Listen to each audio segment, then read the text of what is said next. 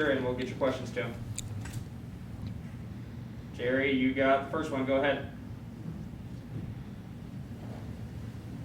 Olivier, you were much more active when it comes to the team right from the start. What brought that on? Excuse me, I couldn't hear you. Can you say that again? Being more active from the start. So you're a lot more active from the start. What brought that on? I mean, we knew it was about to be a tough game, so coaches talked to me after the last game and that I needed to bring energy from the jump, and that's what I try to do. All right, John Hale, you got next, and then Kyle Tucker after that. Olivier, I think you only played 35 minutes twice last season. Did the workload affect you in the second half? It looked like maybe you got tired. No, I didn't play that much last year because of foul trouble, so it's something that I need to get used to now. All right, next up, Kyle Tucker and then Larry Vaughn. Guys, I will keep your lines unmuted if you do have a follow-up on the player portion. Olivier, you were obviously sort of ready for this. You actually faced these guys before. How much more prepared were you mentally for this than some of your young teammates? What do you hope that they learned from it? What were some of the lessons you tried to talk them through either before, during, or after this? I mean, obviously, the focus was just be ready because it's a really experienced team. You know, they've been together since my sophomore year. I think we played them. But it was just, I think I got to do a way better job being a better leader on that court, making sure guys are locked in, making sure I'm locked in too, and just making sure that we do the right play all the time and take care of the ball and just the little things because that's what matters the most. Is that a lesson easier learned with something like this than just hearing it? I mean, it's one thing for them to hear you say it, but I would imagine now that maybe seems a little better with some of those young guys. True, I mean, it's a lesson for all of us, but once again, it's the second game of the year. We got to pick our heads up because we got a whole lot of games coming. We got another game on Tuesday, and we just got to get ready for that one, watch film, learn from our mistakes, and just move on, All right, next we'll move to Larry Vaught, then John Clay, I'll come to you. Kind of following up on that, what kind of things do you say to your younger teammates now? Like you say, you've got a game in 48 hours now. What do you kind of tell them tonight, tomorrow, and everything when you're with them about getting ready for Kansas? Don't overthink it,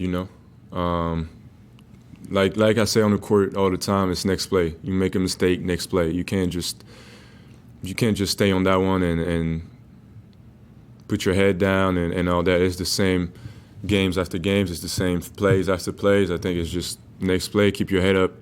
Just think about making the right play, and everything will take care of itself. What do you hope they learn most from this loss today? From that loss, I hope we learn because it's everybody. We're a team, so it's not just the freshmen. It's everybody. I hope we learn that we're better just taking care of the ball and making the right plays. Just knowing that teams are going to be more experienced than us down the stretch, but we just got to play through our strength. All right, John Clay, and then Jerry, I'll circle back to you. Olivier, talking about taking care of the ball, you guys had 21 turnovers. I think you had 5. How much of that was what they were doing to you guys, or how much of it was just mistakes on your all's part?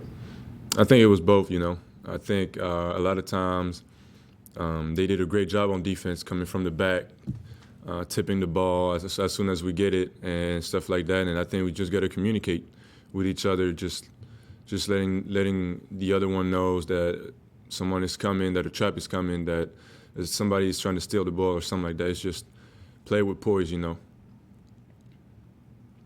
right, Jerry, back to you, and then John, you got after him. Yeah, Olivier, you played against Jacob Hilliard before a few years ago.